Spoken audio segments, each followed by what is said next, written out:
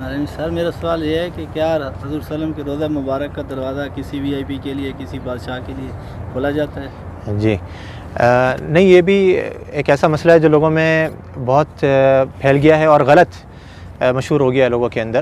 لوگ یہ سمجھتے ہیں کہ فلاں بادشاہ وغیرہ آتے ہیں اور وہ نبی صلی اللہ علیہ وسلم کی قبر کی زیارت کے لیے جاتے ہیں۔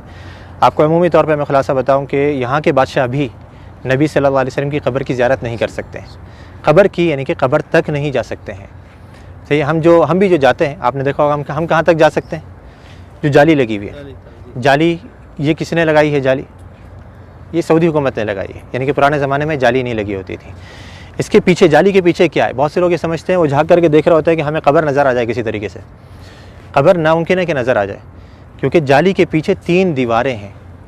ایک تو آپ جانتے ہیں کہ گھر کی دیوار تھی، آپ صلی اللہ علیہ وسلم کہاں پہ مدفون کیے گئے؟ گھر کے اندر مدفون کیے گئے تھے۔ حدیث آتی ہے نبی صلی اللہ علیہ وسلم کی کہ نبیوں کا انتقال جہاں پر ہو جاتا ہے وہیں پر ہی دفن کر دیا جاتا ہے۔ تو صحابہ کرام میں بہت بڑا اختلاف ہوا تھا جب آپ صلی اللہ علیہ وسلم کا انتقال ہوا کہ کہاں پہ دفن کرنا ہے۔ انصار نے کہا کہ انصار کے علاقے میں، مہاجروں نے کہا کہ ہمارے علاقوں میں، ہر کسی نے اچھی سے اچھی تجویز دینے کی کوشش کری اور چاہا کہ ہمارے علاقوں میں ہو۔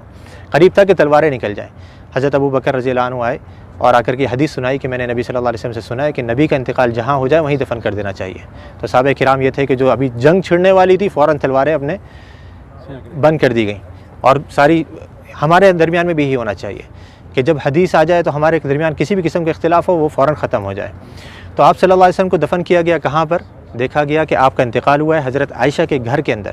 آپ صلی اللہ علیہ وسلم حضرت عائشہ کی گود میں سر رکھے ہوئے تھے، آپ بیماری کی حالت میں تھے، بہت زیادہ بخار کی تپش میں تھے، تو آپ صلی اللہ علیہ وسلم کو وہیں پر ہی مدفون کر دیا گیا جس جگہ پہ آپ کا انتقال ہوا۔ تو وہ جگہ کون سی تھی؟ گھر۔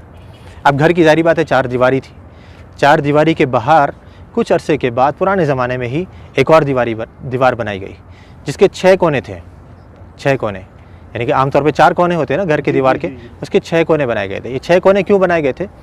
پیچھے کی طرف سے، قبلہ بھی اس طرف ہے، جنوب میں، مدینہ کا جنوب میں قبلہ ہے، گھر ادھر ہے، گھر کے پیچھے کا جو علاقہ ہے وہاں پہ تیکون بنایا گیا تھا۔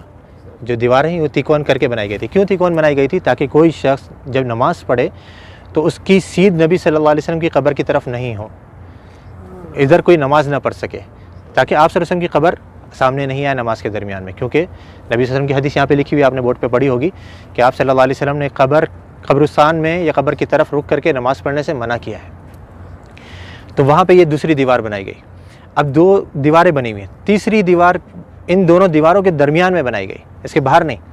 2 دیواریں بنی ہوئی ہیں، ان کے درمیان میں یہ تیسری دیوار بنائی گئی۔ تو اس دیوار کے اوپر یہ گنبد کھڑا ہوا ہے، اس دیوار یا اس کے ساتھ میں کچھ چھوٹے موٹے ستون سے ہیں، ان کے اوپر یہ گنبد کھڑا ہوا ہے۔ یعنی جیسے میں نے ابھی تھوڑی دیر پہلے ذکر کرا تھا کہ جو اندر گھر کی دیوار ہے وہ تو کچی ہے، اس کے اوپر گنبد نہیں بنایا جا سکتا ہے، تو گھر کے باہر کی دیوار پر یہ گنبد کھڑا کیا گیا۔ تو اب یہ 3 دیواریں ہیں، یہ 3 دیواروں کے اندر جو پہلی دیوار تھی، سب سے گھر کی جو دیوار تھی، اس کے اندر پہلے زمانے میں ایک کھڑکی تھی، ایک دروازہ تھا، اور اوپر ایک روشن دان تھا، روشن دان وہاں سے ہوا ہے۔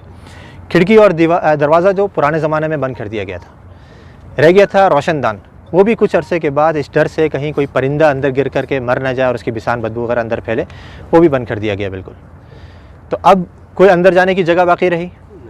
نہ دروازہ ہے، نہ روشن دان ہے، نہ کھڑکی ہے، تو بادشاہ بھی نہیں جا سکتے۔ ہاں اگر کوئی جن کو اللہ نے صلاحیت دی ہو کہ وہ دیوار پار کر کے اندر چلے جائے تو ممکن ہے، لیکن انسان نہیں جا سکتے۔ تو اب وہ جو لوگوں کو غلط فہمی ہوتی ہے وہ یوں ہوتی ہے، لوگ یہ سمجھتے ہیں کہ دیکھو ہمارے سامنے دروازہ کھولا گیا اور وہ بادشاہ صاحب یا فلاں وزیر اعظم جو اندر جا رہے ہیں، وہ جالی کا دروازہ کھولا گیا، وہ دیواروں کا دروازہ نہیں، وہ دیواروں کا دروازہ تو پیک ہے بالکل، اس کو یہاں کے بادشاہ بھی اندر نہیں جا سکتے۔ تو وہ جالی جو ابھی سعودی حکومت نے لگائی ہے وہ اس لیے لگائی ہے کہ پہلے زمانے میں لوگوں نے گھر کی دیوار سے برکت لینی شروع کر دی تھی، اس کو چوما چاٹی یا اسے مسا کرنا، اس کو چھونا، تو یہ غلط کام ہے۔ جیسے میں نے ابھی ذکر کرا کہ نبی صلی اللہ علیہ وسلم نے آثار کے تتبع سے منع کیا ہے، نبی صلی اللہ علیہ وسلم کے بتائی ہوئی شریعت کے مطابق ہم نے عمل کرنا ہے۔ آپ نے کیسے سلام کرنا ہے نبی صلی اللہ علیہ وسلم کے اوپر، آپ وہ سلام کریں گے آپ کو اجر ملے گا، ثواب ملے گا۔ آپ نے جو سلامتی کی دعا کرنی ہے حضرت ابوبکر صدیق کے لیے، عمر فاروق کے لیے، اس پر اجر ملے گا، سنت کے کاموں پر آپ کو اجر ملے گا۔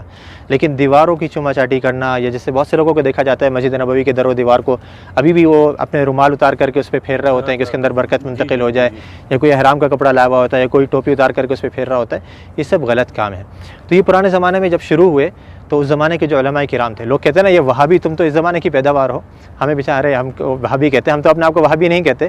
تو یہ جو وہابیوں کے عقیدے ہیں نا، جو ان کی نظر میں وہ پرانے زمانے سے چلے آ رہے ہیں، تو اس زمانے کے اندر یہ دوسری دیوار بنائی گئی، گھر کے باہر ایک اور دیوار بنائی گئی تاکہ لوگ گھر کی دیوار تک نہیں پہنچ سکیں۔